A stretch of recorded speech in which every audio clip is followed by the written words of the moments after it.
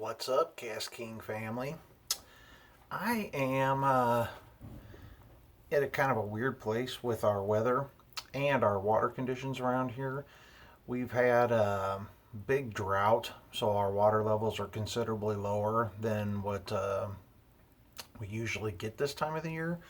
And I've been working tonight on getting all my little rivets, nails, things like that, some aluminum nails that are cut down, um, all for weight, different kinds of weights, different sized weights that I'm going to put in the nose of like Ned rigs. Because right now, our area is still finesse fishing on tight cover. That's where all the fish are. If you're not tied up against cover, you're not going to get anything. So tonight's project, as you can tell, I'm down in my basement, was getting a bunch of rivets with the pins knocked out. Some of them I cut the pins off short so that the thing still has the pin in it for a little extra weight. And I just do that to kind of give my worms, like the Ned rigs, a little different presentation. Because what I do is I nose hook them and then bring it back through Texas rigged at the very tip with a smaller octopus type hook. And then I'll put these in the bottom of it and just bounce that off the bottom of the water and let that hook be at the top. And man, it's working great in this area. Now the bigger ones down there are for swim baits.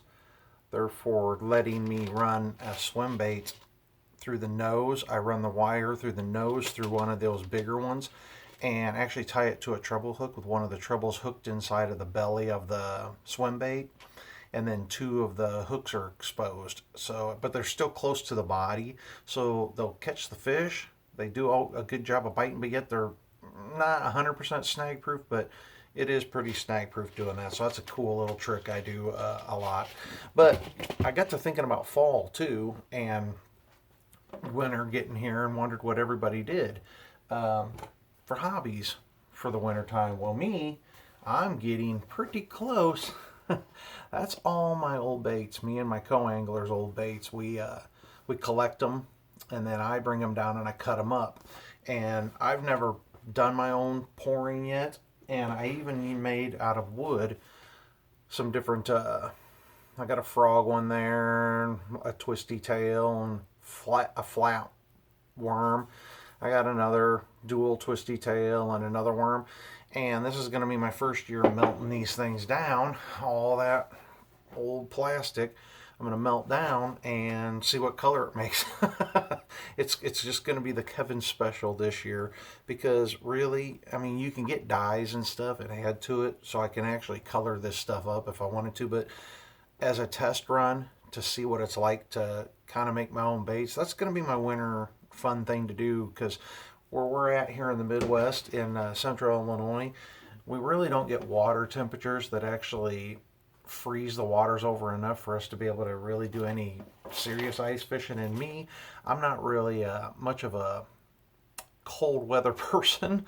The closer I get to 50, the more I don't want to be out in that cold weather. And for me, if you're not casting and reeling it back, it's not fishing. So something about sitting on a chunk of ice and dropping a lure down through a hole just ain't my thing. I love that people do it. It's really cool to watch, and I love watching videos of people doing it. But for me, I just can't do it. It's too cold. It's not my thing. So that's going to be my project this year, is building, hand pouring some of these. See how it turns out. It'll be fun. I just kind of wanted to shoot a quick blurb out there of what I'm doing. I'm getting ready for this Saturday. We're going to be doing some fishing with a couple other teams. Me and my co-angler are. We're going to start pretty early Saturday morning. I don't know if we're going to get to do a live feed, because it's on one of those lakes that we've tried to do live feeds on, and it just doesn't work out. Unfortunately, we're out just far enough out of town from many towers, and don't really have good reception out there. You're down in those bowls, and the signals shoot right over. It's kind of, cellular's pretty much a line of sight, and when you get those trees around and everything, you're not gonna get a good signal. So it is what it is. So we'll shoot some video. Probably won't even try to do any live. I probably won't be able to do any live feeds unless we go to Springfield Lake, because we do Spring Lake which is one of them that we try to do live feeds on, but we also have Lake Springfield. So that one we can probably do live feeds on. We'll be doing some live feed when we switch over to catfishing after all this bass season's over. We will actually be doing some live feed, and we do some bass fishing down at the marina, one of my favorite marinas that you guys have seen some pictures of me fishing there. We do some of that, so I'll get some live feed from there because it's not far from the expressways and stuff. So other than that, we won't probably get to do most of our tournaments live because it's just they're every one of ours. It's just where we're at. We got to deal with that. So we'll shoot live or video and put that out.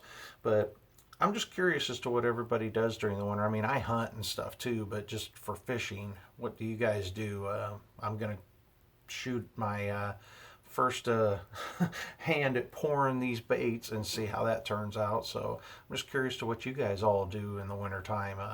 I do maintain all my reels and all that then too, tear them all the way down, re-grease them and oil them up and all that. But other than that, it's a lot of fun just kind of keeping yourself occupied and looking forward to the following season. But I hope you guys are all going to be enjoying this transition as it gets here. I know that the weather's a little slower here. We keep heating up, and then the drought, it's really screwing fish up here. So we've probably got another 3 weeks or so before we really start seeing those cooler nights, and then the water temperature staying pretty stable during the day. So probably about 3 weeks before the transition for fall weather really sticks hard for us, and then the fishing will really pick up. But other than that, it's everybody's got, different transition periods depending on where you're at in the United States and how your weather changes.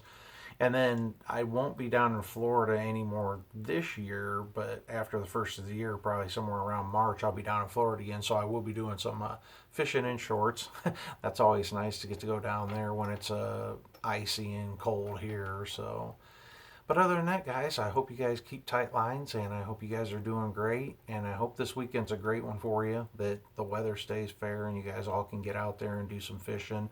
And I know some of the areas up north, you're definitely in that transition period for the fall, and you're probably going to have a great weekend. A lot of fish.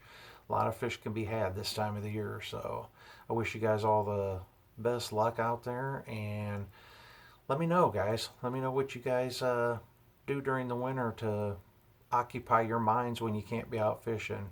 We'll catch you guys all soon, man.